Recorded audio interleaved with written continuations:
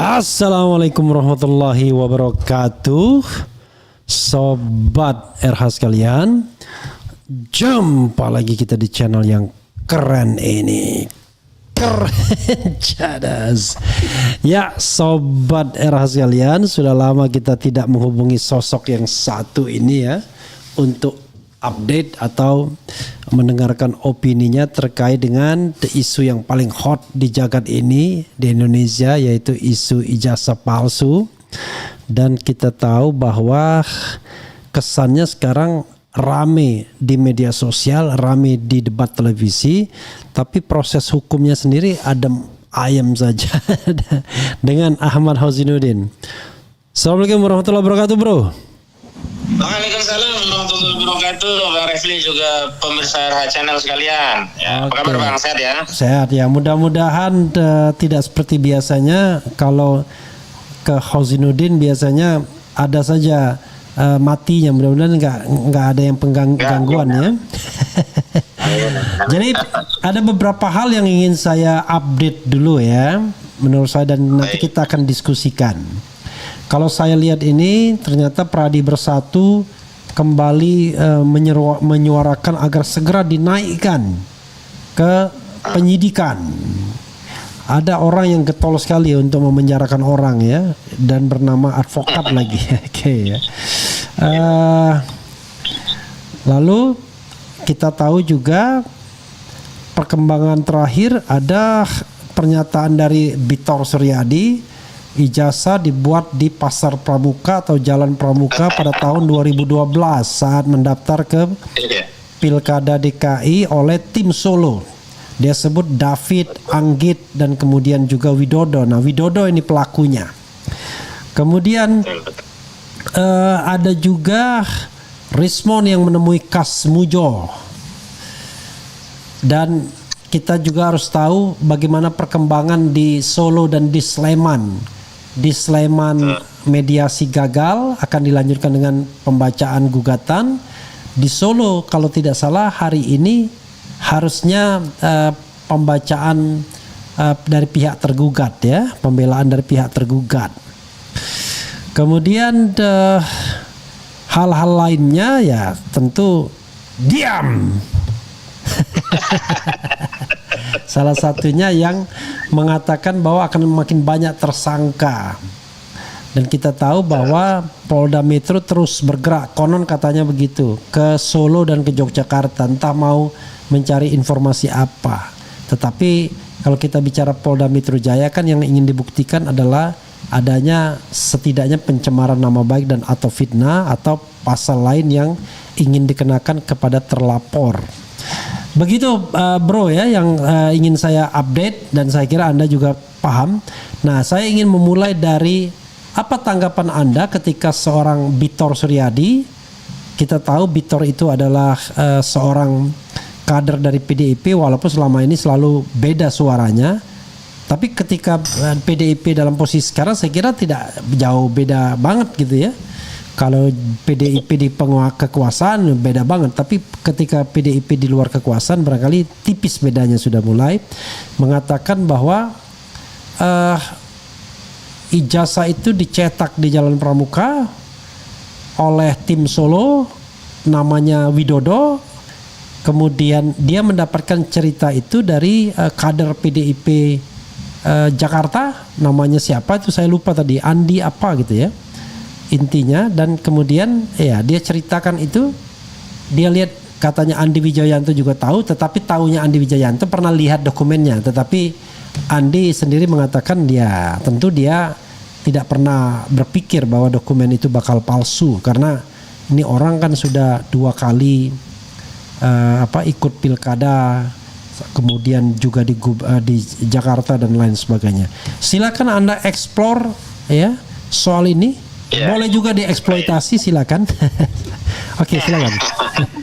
Baik, bismillahirrahmanirrahim pada pemirsa semuanya. Yang pertama, kami perlu tegaskan sikap resmi kami terhadap apa yang dirilis oleh Barreskrim Mabes Polri, juga tuntutan sejumlah pihak termasuk dari Pradi Bersatu, Bung Ade Darmawan kan yang berulang kali meminta agar proses penyelidikan terkait dugaan tindak pidana fitnah dan pencemaran di Polda Metro Jaya yang dilaporkan oleh Saudara Joko Widodo di 30 April 2025 lalu agar ditingkatkan menjadi penyidikan. Nah, kami dalam konferensi pers yang lalu sudah menegaskan beberapa hal. Yang pertama, status ijazah ini sekarang status quo-nya sedang disengketakan. Jadi tidak bisa mendeskripsikan atau memberikan atribut ijazah ini sebagai asli atau sebaliknya sebelum ada putusan pengadilan yang berkekuatan hukum tetap. Karena itu, apa yang dilakukan oleh Bareskrim Mabes Polri yang telah merilis hasil puslapor Bareskrim Mabes Polri yang menyatakan bahwa dokumen ijazah Saudara Joko Widodo sebagai identik itu tidak bisa dijadikan acuan bahwa dokumen tersebut asli. Kenapa? Karena proses di Bareskrim itu hanya sekian persen saja dari keseluruhan proses penegakan hukum menggunakan pendekatan hukum pidana yang ujungnya adalah putusan pengadilan. Karena itu kami tegaskan sebelum ada putusan pengadilan yang berkekuatan hukum tetap dalam hal ini kasasi di tingkat lembaga Mahkamah Agung, maka produk tersebut atau ijazah Saudara Joko Widodo status quo bermasalah secara hukum, sedang disengketakan gitu. Karena itu tidak mungkin meningkatkan status penyelidikan menjadi penyidikan di Polda Metro Jaya atas aduan Saudara Joko Widodo sebelum dibuktikan dahulu apakah ijazah tersebut memang sah atau tidak sah. Kenapa demikian? Karena tuduhan yang diadukan Saudara Joko Widodo bahwa ada tindak pidana pencemaran dan juga fitnah terhadap hasil penelitian yang menyimpulkan bahwa ijazah Saudara Joko Widodo palsu itu baru bisa ditingkatkan ke penyidikan kalau dibuktikan bahwa ijazah itu memang asli. Karena itu hari ini harusnya penyidik ya berkonsolidasi baik yang di Polda juga di Bareskrim fokus untuk terlebih dahulu membuktikan bahwa ijazah itu asli atau tidaknya sampai pada proses putusan pengadilan yang berkekuatan hukum tetap. Karena itulah pada 26 Mei yang lalu TPUA telah mengajukan surat permintaan kepada atasan penyidik, yakni Biro Pengawas Penyidik Bareskrim Mabes Polri untuk melakukan apa yang kami sebut sebagai gelar perkara khusus. Gelar perkara khusus ini kami ajukan berdasarkan ketentuan pasal 31 dan 33 Perkapolri nomor 6 tahun 2019. Dan sampai hari ini memang kami baru mendapatkan respon dari Biro Wasidik di 4 Juni 2025 yang lalu, yang pada pokoknya pada poin kedua Biro Wasidik Mabes Polri menyatakan telah menerima surat permohonan gelar perkara dari TPUA dan selanjutnya Biro Wasidik Mabes Polri berjanji akan menindaklanjuti permohonan itu sesuai dengan ketentuan peraturan perundang-undangan yang berlaku.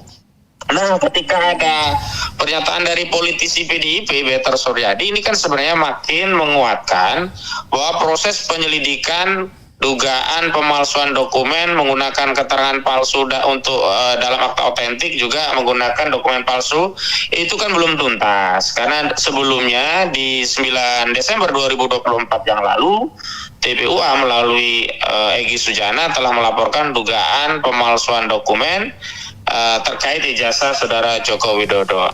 Kenapa demikian? Karena memang ada dua hal ya. Yang pertama selalu proses dan prosedur, yang kedua substansi.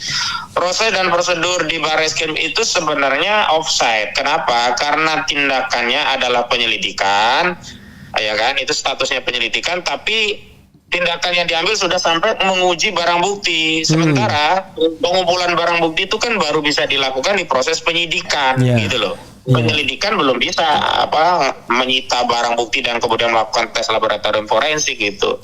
Nah, lagi pula penyidik itu tidak punya kewenangan untuk menghentikan penyelidikan.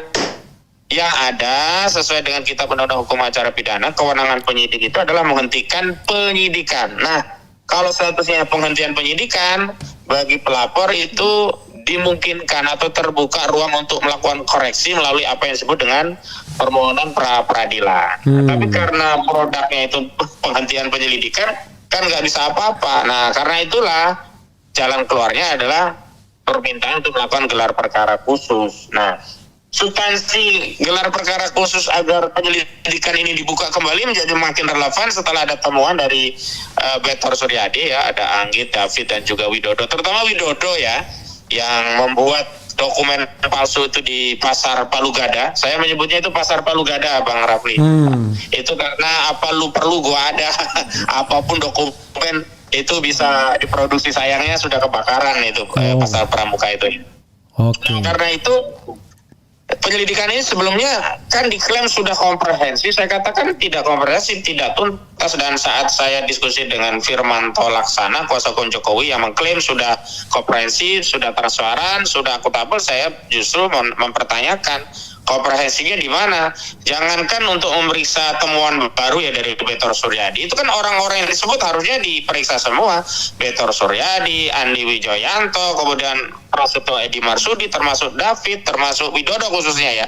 Karena semua itu adalah pihak-pihak ya, Anggit ya, betul. Karena pihak-pihak tersebut adalah pihak-pihak yang diduga mengetahui adanya peristiwa pidana. Apa peristiwa pidananya? Berupa pemalsuan dokumen. Bagaimana bentuk atau modus operandi pemalsuan dokumen itu? Yakni pesan di Pasar Pramuka di daerah Salemba, Jakarta Pusat. Nah, jadi kalau masalah ijazahnya ini sendiri belum bisa diklirkan asli atau tidak, penyidik nggak bisa kemudian terburu-buru ya, prematur langsung mengikuti kehendak pelapor, dalam hal ini misalkan Pradi Bersatu, untuk meningkatkan penyelidikan di Polda Metro Jaya menjadi penyidikan. Dan dalam sebuah diskusi di sebuah stasiun TV nasional, saya sudah bantah ya permintaan dari Pradi Bersatu. Kenapa? Karena dalam konteks kasus di Polda Metro Jaya ini delik aduan, yakni fitnah dan pencemaran, itu yang punya legal standing hanya saudara Joko Widodo. Tidak ada kaitannya dengan Pradi Bersatu. Bahwa Pradi Bersatu sebelumnya ya melaporkan dugaan tindak pidana penghasutan di Polres Jakarta Selatan, kemudian dikonsolidasi ke Polda Metro Jaya, itu kan membuktikan memang laporan tadi tidak layak. Kalaupun itu dikonsolidasi, keterangan dari saksi-saksi tadi hanya dalam rangka untuk menguatkan proses di Polda, yakni fitnah dan pencemaran. Sehingga apa? Sehingga Pradi Bersatu itu bukanlah pihak korban, tidak relevan. Paling dia saksi yang sifatnya hanya testimoni Daud itu, karena dia tidak mengalami sendiri, melihat sendiri, ya, kemudian menerangkan seperti apa ya pencemaran yang dialami oleh saudara Joko Widodo. Kan ini banyak orang jadi kepo, Bang, merasa ya mengindividualisasi dirinya itu sebagai Jokowi. Jokowi yang ijazahnya dianggap disebut palsu, tapi yang repot ada Silverstone Matutina, ada Adi Darmawan dari Pradi Bersatu, ada orang yang menamakan dirinya pemuda patriot Nusantara, kemudian muncul ngabalin macam-macam itu loh. Ada juga pengacara siapa itu yang sering bawa mawar itu. Iya, itu si Peter Ramadoni ya, itu sampai bawa borgol itu. Itu kan nggak ada urusannya gitu. Jadi kepo ya ibaratnya. Jadi kalau istilah orang Jawa itu wong legan golek momongan. Orang nggak ada kerjaan, nyari kerjaan, kira-kira begitu. Tapi kalau kasusnya itu memang delik umum, oke lah. Ini delik aduan. Nah, adapun kalau itu dianggap sebagai penghasutan itu sudah diputuskan oleh MK menjadi delik material, harus ada korbannya. Korbannya itu sendiri siapa yang dihasut? Nah, ini kan masih nggak jelas. Kalau klaimnya bahwa korbannya itu adalah masyarakat menjadi mempercayai bahwa ijazah itu asli, berarti kan korbannya lagi-lagi saudara Joko Widodo. Sementara korbannya ya ini saudara Joko Widodo yang kemudian mengadukan dirinya kena fitnah dan juga kena pencemaran, itu juga belum proses. Jadi nggak bisa dong. Jangan kemudian dalam sebuah diskusi saya katakan, janganlah penyidik Polda Metro Jaya dipaksa-paksa, diintimidasi untuk segera meningkatkan penyelidikan menjadi penyidikan. Dasar peningkatan penyelidikan menjadi penyidikan sesuai dengan apa yang didefinisikan dalam KUHP itu ketika sebuah peristiwa itu memang pidana dan kemudian mengumpulkan bukti untuk mencari tersangkanya. Nah, kalau buktinya belum ada, status ijazahnya sendiri sih masih dalam status quo bermasalah, belum bisa dipastikan itu sebagai asli karena belum ada putusan pengadilan yang berkekuatan hukum tetap, ya nggak bisa penyidik tiba-tiba naik ke tahap penyidikan. Itu namanya kriminalisasi, itu namanya memaksakan, dan masyarakat, rakyat akan melihat, oh ternyata motifnya itu bukan untuk membuktikan ijazah itu asli, tapi motifnya ingin memenjarakan orang. Dan tentu saja motif memenjarakan orang ini tidak akan menyelesaikan persoalan ijazah ini. Terbukti saat Bambang Trimulyono dan Gus Nur divonis 6 tahun di PN Surakarta, kemudian saat banding turun 4 tahun, itu kan kemudian tidak membuat publik atau rakyat ini yakin ijazah itu asli sudah berhenti mendiskusikan. Bahkan muncul Rismon dengan penelitiannya dengan kesimpulan yang sangat tegas menyatakan 109% bahkan terakhir 11.000 triliun persen ijazah Saudara Joko Widodo itu palsu. Begitu Bang penjelasan dari saya sementara. Iya, ini kan terkesan bahwa sedang ada perang opini di masyarakat ya, yang dibentuk oleh katakanlah pengacara Jokowi dan kemudian tentu ya pengacara pihak lainnya ya, termasuk Anda sebagai pihak Roy Suryo dan kawan-kawan. Dalam sisi perang opini kan sah-sah saja, ya kan? Tapi yang menjadi persoalan adalah ketika penegak hukum seperti kepolisian dan institusi seperti UGM yang harusnya netral, tetapi tidak bereaksi terhadap apa yang disampaikan Bitor misalnya. Menurut Anda kenapa? Karena ini kan luar biasa ya. Kalau misalnya memang tidak benar ya bisa diadukan kan.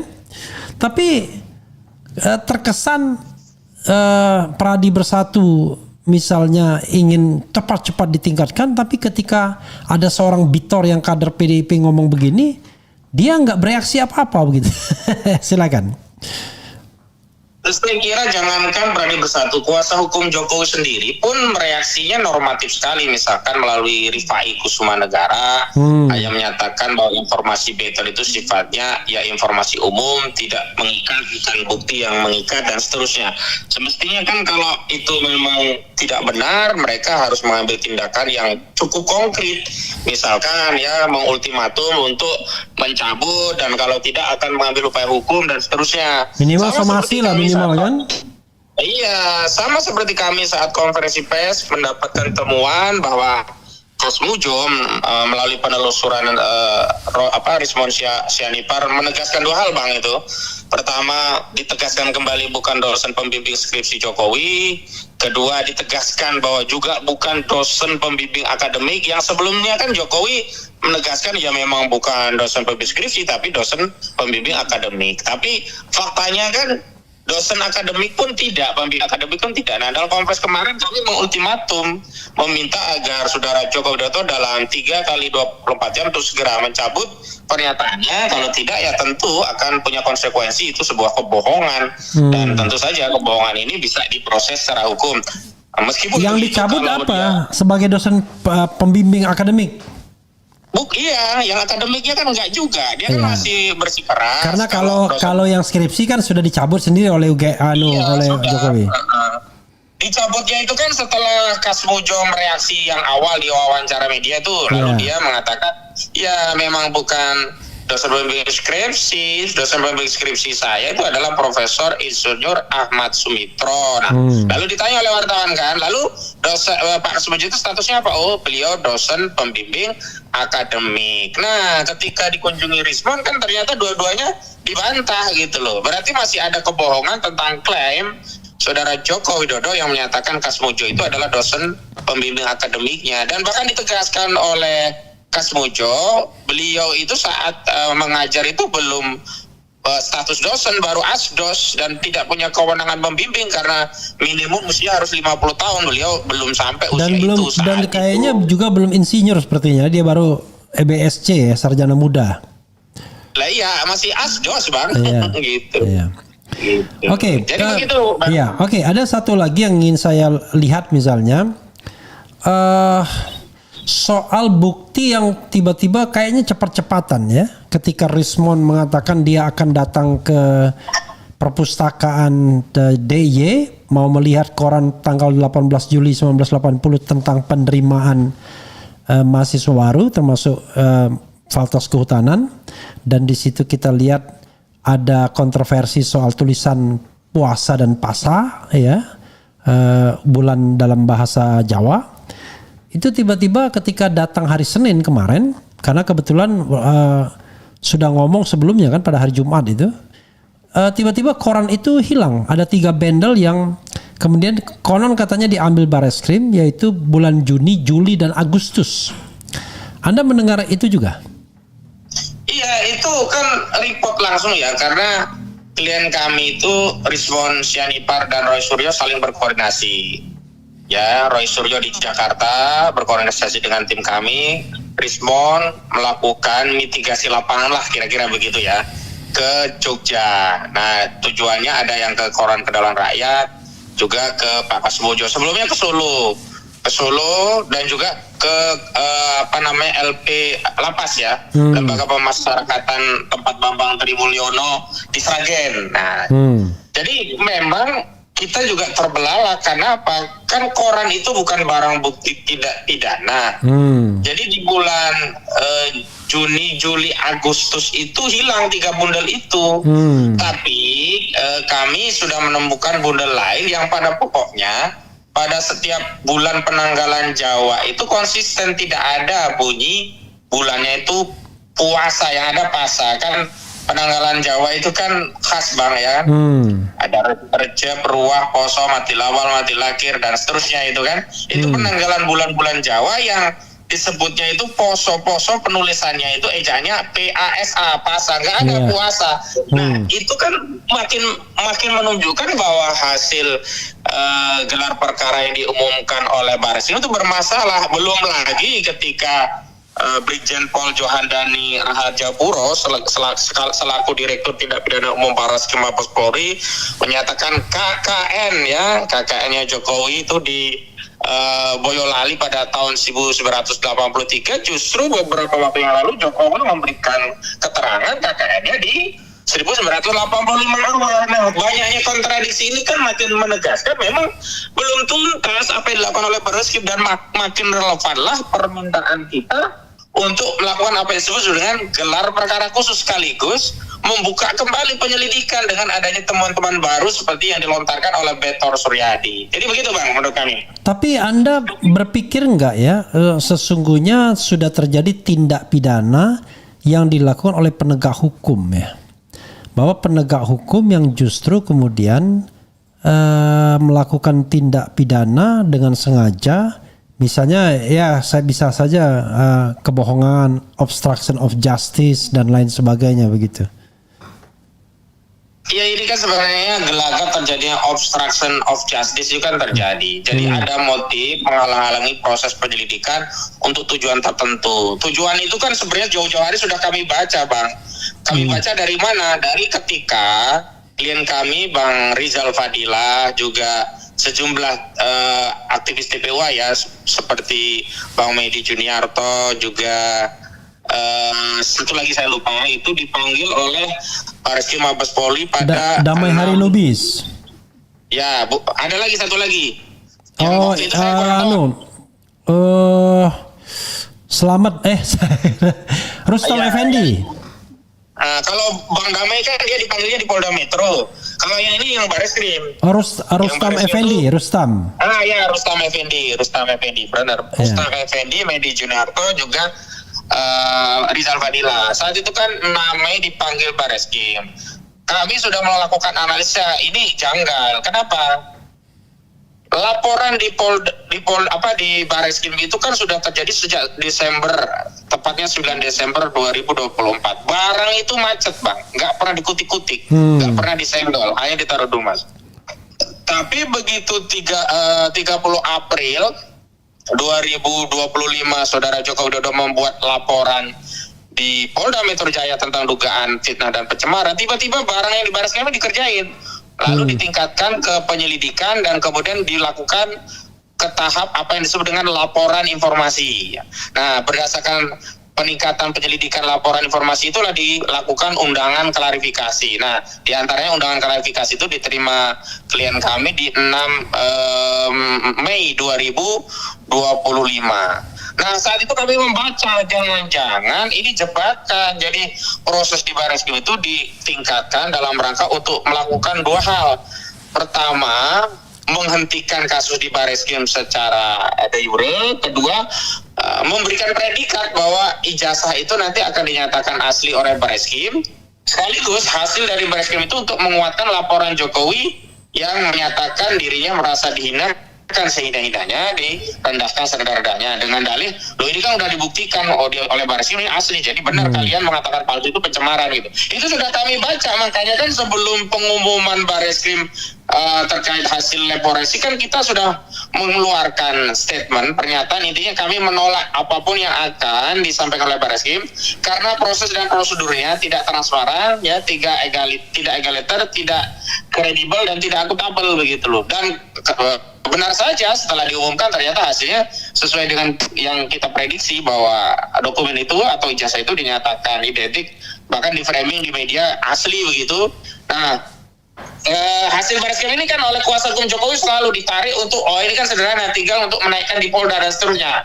Nah, karena gelagatnya dari sana kami buru-buru menegaskan bahwa apa yang dilakukan Barreskrim itu baru sekian persen dari total keseluruhan pembuktian sebuah dokumen asli atau tidak, karena wewenang pada dokumen yang dipersengketakan bukan lagi ada di UGM, bukan lagi ada di kuasa hukum, bukan lagi ada di media, bahkan bukan lagi ada di wewenangnya Barreskrim, tapi wewenangnya adalah putusan yang dikeluarkan oleh lembaga peradilan yang berkekuatan hukum tetap. Dan kita semua harus menghormati ini, jadi harus melalui pengadilan negeri, nanti pengadilan tinggi, baru kasasi Mahkamah Agung, barulah di situ ya ada putusan pengadilan berkekuatan tetap tentang status ijazah itu. Jadi kalau kita kaitkan dengan apa yang terjadi hari ini, nampaknya kalau seperti kita main catur gitulah Bang ya. Langkah-langkahnya awalnya mau menuju sesuatu, tapi begitu ketahuan, diantisipasi, berbelok lagi, maka Baron ini jadi lama itu sebenarnya karena ada pertarungan panjang di situ begitu. Nah memang kalau ada pertarungan opini dari kuasa hukum wajar, dan kami pun melakukan itu dalam kerangka untuk mengedukasi kasus ini kepada publik. Tapi yang lucu itu kadang-kadang ya, bukan kadang-kadang, beberapa kali kami temukan argumentasi hukumnya itu lebay atau bahkan halu dan ilusi gitu. Misalnya nih ada pernyataan kuasa hukum Joko Widodo yang menyatakan kalau menunjukkan ijazahnya akan terjadi chaos gitu loh. Chaos apaan gitu loh. Justru karena sejak awal ya, tidak ditunjukkan, itulah kemudian membuat masyarakat terbelah. Dan kami membaca ini, kenapa mereka memilih ya menunjukkan itu di pengadilan, nah, karena mereka akan mengantisipasi bahwa di pengadilan itu wewenangnya hanya memeriksa, melihat, tidak bisa memfoto, tidak bisa meneliti, dan kemudian langsung bisa disimpulkan melalui putusan hakim. Nah ini kan akan membuat apa ya, legitimasi bahwa produk itu sah melalui otoritas kewenangan hakim. Nah sebelum itu terjadi kami juga nggak mau kemudian proses itu hanya diserahkan pada hakim seolah-olah putusannya nanti mereka yang mengendalikan. Enggak, karena itu publik harus terus membantu, dan kami berterima kasih sekali Bang muncul katakanlah ya seperti Betor Suryadi dan yang lainnya, karena kita yakin bahwa sebenarnya masih banyak yang tahu fakta tentang ijazah saudara Joko Widodo ini, tapi belum semuanya berani bersuara. Nah kita harapkan semua bersuara, bukan untuk menjerumuskan saudara Jokowi atau menyelamatkan klien kami, tidak, tapi dalam rangka mengungkap kebenaran dan dalam rangka untuk membersihkan legasi sejarah bangsa Indonesia yang akan kita wariskan kepada generasi selanjutnya. Jadi menurut saya harus banyak ya Betor Suryadi yang lainnya yang mengungkap kasus ini, karena kami kuasa hukum sifatnya hanya bisa memverifikasi, menganalisa, kemudian mengaitkan dengan norma, peraturan perundang-undangan, tapi kami tidak bisa mengungkap fakta atau menciptakan fakta. Yang bisa mengungkap fakta itu adalah mereka yang mengalami peristiwa itu, yang menciptakan fakta baru itu adalah mereka yang kemudian tahu fakta itu dan mengungkapnya kembali, dan itulah jadi fakta baru yang bisa dijadikan dasar untuk melakukan penyelidikan ulang di Barreskrim Mabes Polri. Begitu Bang? Kita, Anda tadi kan mengatakan putusan pengadilan. Tentu orang bertanya, putusan pengadilan mana yang sedang Anda tunggu? Misalnya kalau Anda mengatakan PMH, ya gugatan perbuatan melawan hukum yang diajukan oleh Dr. Taufik, hari ini ada jawaban dari pihak tergugat, tetapi sidangnya online. Saya membayangkan gimana ya nanti pembuktiannya. Itu gitu Bang, jadi itu namanya ikot Bang. Jadi biasanya jawab jinawab memang lewat ikot, tapi saat pembuktian nanti hadir fisik lagi. Misalnya gitu ya, bukti-bukti para pihak nanti setelah dilegas di kantor pos, maka diubah menjadi PDF. Nah, dokumen PDF itu nanti di-upload. Nah, pada hari yang sudah ditetapkan hakim nanti akan datang untuk menyerahkan fisiknya. Nah, pemeriksaan saksi tetap sidang secara offline, hadir secara konvensional. Nah, itu biasalah. Cuman begini, saya ingin menjawab pertanyaan tadi, memang sekaligus yang saat ini berjalan, pertama instrumen hukum pidana yang di Barreskrim. Kita tunggu itu sampai tuntas, sampai ada putusan pengadilan yang berkekuatan tetap. Yang kedua, instrumen peradilan perdata yang ini terjadi di 2 peradilan sekaligus. Pertama Pengadilan Negeri Surakarta, yang kedua Pengadilan Negeri Sleman. Dan ini sejalan dengan Perma nomor 1 tahun 56 Mahkamah Agung yang memberikan petunjuk kepada hakim-hakim agar tidak memeriksa perkara pidana ketika sedang bersamaan dipersengketakan secara perdata.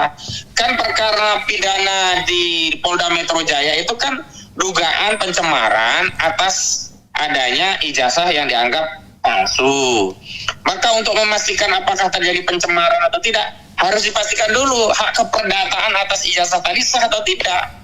Kalau pengadilan perdata di Sleman dan juga di Surakarta sudah menyatakan bahwa sah Jokowi punya hak keperdataan atas ijazahnya, maka barulah bisa di Polda Metro Jaya menindaklanjuti pencemaran dan fitnah. Tetapi kalau ternyata putusan pengadilan Sleman atau Surakarta itu menegaskan bahwa saudara Joko Widodo tidak memiliki hak atas keperdataan atas ijazah itu karena ijazahnya tidak sah atau dokumen ijazah itu palsu, jadi nggak penting lagi kan Polda Metro Jaya menindaklanjuti aduan Jokowi, memang ijazahnya palsu, udah diputuskan tidak sah. Jadi nggak ada kemudian pencemaran yang menyatakan bahwa ijazah itu palsu sebagai sebuah perbuatan fitnah. Faktanya memang palsu, udah diputuskan oleh pengadilan di Sleman dan juga di Surakarta. Itu makanya berulang kali kami meminta, kita ingin menegakkan hukum, tapi proses dan prosedurnya harus dilalui. Makanya penyidik Polda Metro Jaya ojo kesusu, jangan terburu-buru, tunggu proses di Pengadilan Negeri Surakarta Inkrah, proses di Pengadilan Negeri Sleman Inkrah, juga proses di Barreskrim juga tuntas Inkrah. Karena apa? Ya karena barang asalnya itu kan dari masalah ijazah. Kecuali pencemarannya Rismon dan kawan-kawan itu tak terkait ijazah ya, baru bisa, karena semuanya kan dikaitkan dengan ijazah. Statement Jokowi sendiri di Solo kan tegas menyatakan dia ya merasa dihinakan sehina-hinanya, direndahkan serendah-rendahnya karena ijazahnya disebut palsu. Itu kan bukan karena hal yang lain loh dia direndahkan atau dihinakan, karena dia memiliki ijazah palsu. Itulah dia merasa direndahkan dan dihinakan. Saya kira itu, Bang. Ada satu hal spekulasi ya, misalnya katakanlah jawaban tergugat diterima ya, semacam eksepsi bahwa katakanlah pengadilan tidak berwenang atau penggugat tidak punya legal standing, maka kan tidak ada pembuktian ada apakah ijazah itu palsu atau tidak. Itu nanti gimana? Sementara saya tambah sedikit, sementara di Pengadilan Negeri Sleman itu Jokowi tidak digugat, tidak masuk dalam daftar tergugat. Jadi bagaimana menghadirkan ijazah sokol aslinya kalau seandainya Jokowi bukan tergugat? Silakan. Yang pertama, terlepas Jokowi tidak digugat di Sleman, pokok perkaranya, materi muatannya sama-sama terkait ijazah. Bedanya, kalau di Pengadilan Negeri Sleman itu fokus ke ijazah UGM-nya, kalau di Pengadilan Negeri Surakarta itu bukan hanya UGM, juga SMA-nya. Makanya sejumlah pihak juga digugat. Makanya kan dua-duanya terjadi intervensi tuh Bang. Di Pengadilan Negeri Sleman, Pak Taufik dan kawan berusaha masuk intervensi untuk ikut kedudukan bersama dengan penggugat. Di Solo, di Surakarta ada teman Jokowi yang juga intervensi ingin masuk sebagai pihak dalam gugatan. Ditolak semua ya intervensi itu ya, interventor itu ditolak semua ya, baik di Solo maupun di Sleman. Yang terakhir dua-duanya ditolak. Yang di Jogja di Sleman ditolak, yang di Pengadilan Surakarta juga ditolak. Artinya status quo berjalan seperti biasa. Itu yang pertama ingin saya jelaskan. Yang kedua, memang ada kekhawatiran proses itu dipenggal di tingkat eksepsi dengan menyatakan pengadilan tidak berwenang, misalnya dengan dalih objek perkaranya bukan perbuatan melawan hukum melainkan objek berkaitan dengan keputusan tata usaha negara atau besiking, sehingga kewenangannya bukan di peradilan umum tapi peradilan tata usaha negara. Nah, ini memang akan mengulangi kasus seperti yang di Jakarta atau di Jakarta Pusat, Bang. Akhirnya tidak bisa ditemukan predikat apapun, sehingga kalau tidak ditemukan predikat apapun juga tidak bisa dikatakan apakah ijazah itu asli atau palsu, sehingga itu juga tidak bisa dijadikan putusan itu untuk menindaklanjuti laporan Jokowi di Polda Metro Jaya karena statusnya juga jelas, karena eksepsi atau putusan yang di NO itu putusan tidak dapat diterima itu intinya belum masuk ke pokok perkara sehingga tidak bisa dijadikan legitimasi apakah ijazah itu asli atau tidak. Ini kan yang selama ini diklaim oleh kubu Jokowi melalui kuasa hukumnya ya. Apakah itu Utuh Hasibuan atau anaknya Yakub Hasibuan yang berulang kali menyatakan kan ijazah ini sudah digugat, sudah menang, sudah dibuktikan. Nah, itu yang klaim-klaim keliru karena sejatinya peradilan yang terjadi terkait ijazah palsu itu ada dua. Yang pertama itu tidak sampai pokok perkara karena dicabut, yang gugatan Bambang Tri saya terlibat menjadi kuasa hukumnya. Yang kedua sudah masuk jawab jinawat tapi tidak sempat pokok perkara karena divonis NU atau tidak dapat diterima. Nah itu yang konsekuensi kalau ini berhenti di tengah jalan.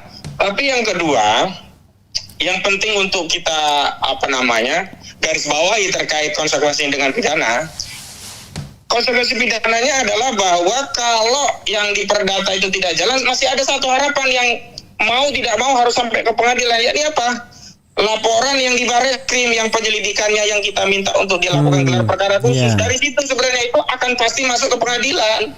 Makanya Bareskrim jangan ngawur, masa dihentikan di penyelidikan. Ya, nomenklaturnya penyelidikan, tapi tindakannya seperti penyidikan, tapi prosesnya dihentikan penyelidikan. Nah, ini kan kita menjadi kayak orang kehilangan objek. Mau digugat pra peradilan nggak bisa, ya kan? Kemudian terpaksalah kita minta gelar perkara khusus. Kenapa? Karena prosesnya penyelidikan. Padahal tindakan-tindakan untuk mendeklar bahwa penyelidikan itu dihentikan adalah tindakan yang semestinya itu dilakukan baru pada saat penyidikan. Ngumpulin barang bukti, kemudian menguji laboratorium forensik. Itu di Perkapolri tentang penyidikan tidak pidana ya, menguji forensik ya, menguji bukti forensik itu bagian dari tindakan penyidikan, bukan penyelidikan gitu loh. Jadi offset aja. Ya, bro, kan ini kan gitu loh, melampaui kewenangan gitu loh. Bro, gitu, ini kan bisa dikatakan bahwa proses penyelidikan yang dilakukan oleh Bareskrim itu tidak profesional ya. Kalau seandainya kita ingin tidak mengatakan bahwa ada kecenderungan untuk obstruction of justice, minimal tidak profesional. Ya, tetapi betul.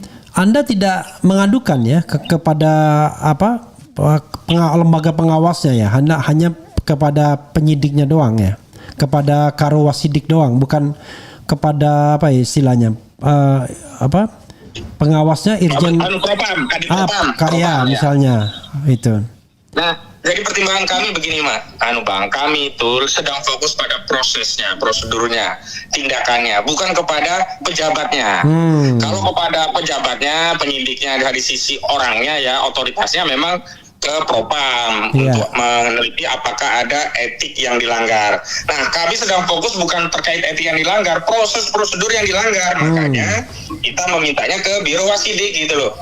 Ya, kita lihat nanti Bang profesionalisme Biro Wasidiknya seperti apa. Kalau ternyata Biro Wasidiknya juga sama-sama, ya mau nggak mau kita bawa ke Propam, begitu Bang. Karena ya agak aneh kalau seandainya dikatakan misalnya tidak ada dugaan pidananya ya. Padahal dua alat bukti kan mudah sekali untuk didapatkan. Ada surat, kemudian ada keterangan ahli yang sudah disampaikan Rismond misalnya atau Roy Suryo, dan kemudian ada petunjuk-petunjuk lainnya kan, Kasmujo dan lain sebagainya. Yang jadi catatan itu kami memasukkan keterangan Rismond, Dr. Tifa, Dr. Roy Suryo dalam proses aduan di Bareskrim itu nggak diperiksa. Jadi penghentiannya itu tidak dengan memeriksa ahli-ahli yang sudah disodorkan oleh pengadu. Ya jadi wajar lah kalau nggak ditemukan dua alat bukti, karena bukti yang menguatkan tidak diperiksa, dia hanya mencari bukti-bukti hanya untuk melegitimasi penghentian penyelidikan itu yang dilakukan Bareskrim. Kan begini Bang, bukti itu banyak, tapi mana yang mau diambil itu kan sangat tergantung subjektivitas dari penyidik. Nah, karena subjektivitas itulah maka ya penghentian kemarin itu bisa kita katakan ya karena kalau arahnya mau dihentikan ya bukti-bukti yang menguatkan penghentian itu saja yang akan diperiksa gitu loh. Makanya kita ya di tim advokasi yang membela Pak Roy Suryo dan kawan-kawan itu minta adanya transparansi, akuntabilitas agar hasilnya itu bisa kredibel gitu, dipercaya oleh publik. Apa jalannya, apa mekanisme, apa metode ya melalui gelar perkara khusus.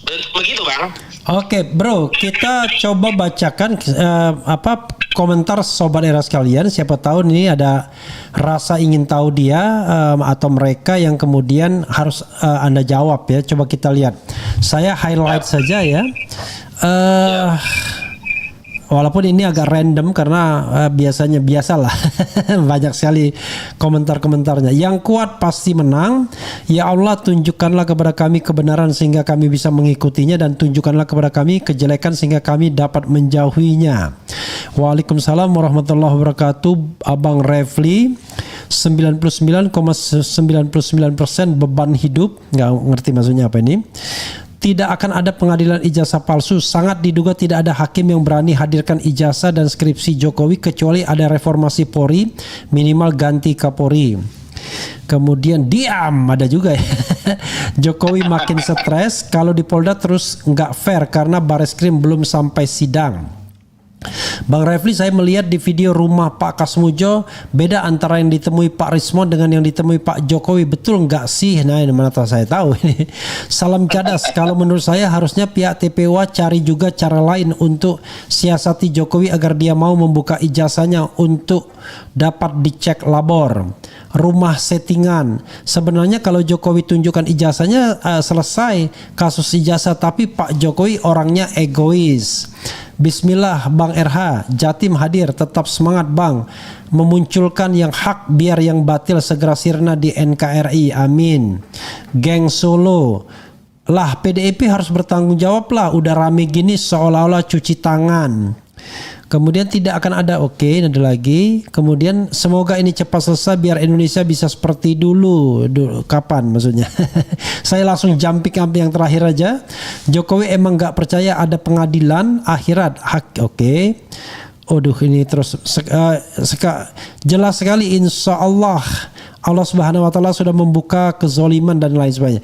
Saya tidak bisa menemukan hal yang spesifik karena ini bergerak terus. Dan kemudian mata kita sudah mulai menjadi mata tua untuk mengikuti pergerakan-pergerakan ini ya. Bitor udah jadi hero baru NKRI. Dalam film Parcok selalu menjadi pahlawan kesiangan. UPP Unitas Pasar Pramuka. Pak Rizal percaya nggak ijazah palsu dibikin di Pasar Pramuka? Maksudnya kok Pak Rizal ya? Pak Hosinuddin mungkin maksudnya. Polisi kok nggak mau diajak bohong bareng Jokowi sih? Polisi kok mau diajak bohong bareng Jokowi sih? Itu polisi Republik Indo atau polisi geng Oslo ya? Polgo katanya. Polisi menghilangkan bukti dan penebar berita bohong, tanda tanya.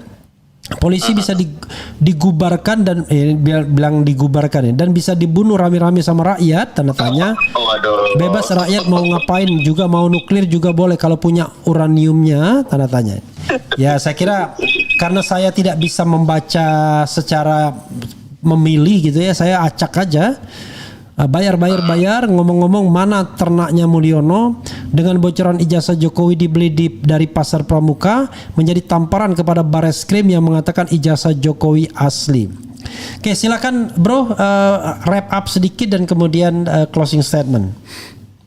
Baik, tadi ada pertanyaan terkait keyakinan, dan saya juga sempat di sebuah stasiun TV nasional berdiskusi. Pengamat politik Hendy Satrio bertanya ke saya, jadi Anda ini percaya nggak sama UGM gitu? Yakin nggak dengan statement UGM misalnya begitu? Waktu itu saya jawab, dan hari ini juga saya menjawab sama, bahwa saya, tim kami tidak dalam kapasitas yakin atau tidak yakin pada sejumlah statement, tapi kita sedang memverifikasi dan membuktikan secara hukum, dan keputusan lembaga yang berwenang dalam hal ini peradilan itulah yang akan menjadi acuan dalam memberikan tafsiran. Pertama, apakah ijazah itu asli atau tidak. Yang kedua, apakah ada pencemaran atau fitnah atau tidak begitu. Nah, yang kedua, justru untuk menuju keyakinan berdasarkan putusan itulah kami berharap seluruh masyarakat untuk bisa mengungkap kebenaran melalui berbagai sarana yang tersedia, termasuk apa yang diambil langkah oleh Betor Suryadi itu bisa menjadi acuan ya, contoh untuk mengungkap kasus ini. Kenapa? Karena kalau kita berharap hanya dari penegak hukum, terlihat jelas ya gradasi dari kepentingan penegak hukum itu untuk menghentikan kasus di Bareskrim dan ingin segera meningkatkan proses di Polda Metro Jaya.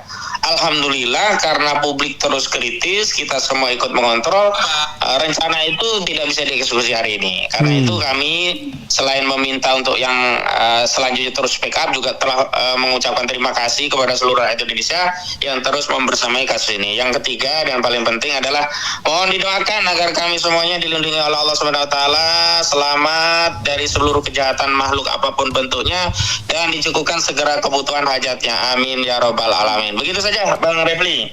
Oke, terima kasih Bro Hosinuddin ya. Mudah-mudahan sehat walafiat dan segera menemukan kebenaran ya. Amin. Amin. Oke, saudara sekalian, itu dengan Ahmad Hosinuddin, salah seorang lawyer atau kuasa hukum dari Roy Suryo dan kawan-kawan ya, masih kuasa hukum karena kita belum jelas bagaimana nanti proses ke depannya. Kalau sudah pidana nanti penasihat hukum tentunya. Mudah-mudahan kita bisa mencari atau mendapatkan kebenaran, walaupun kadang-kadang kebenaran itu selalu berliku-liku mencarinya. Tetapi yakinlah ya, sooner or later kebenaran itu akan datang, akan tampak dan cahaya akan terang kembali. Sekali lagi saya juga berdoa hanya kebenaranlah yang mampir ke sini, bukan ketidakbenaran. Kalau yang benar itu Jokowi ya kita katakan benar. Tapi kalau Jokowi yang salah ya kita katakan salah. Jangan karena kita takut bahwa ini adalah penguasa yang dilindungi oleh penegak hukum lalu kemudian kita tidak mau membicarakan lagi soal kebenaran. Sekali lagi, kebenaran yang kita ingin ucapkan, apakah itu kebenaran versi Roy Suryo dan kawan-kawan, apakah itu kebenaran versi Jokowi dan kawan-kawan.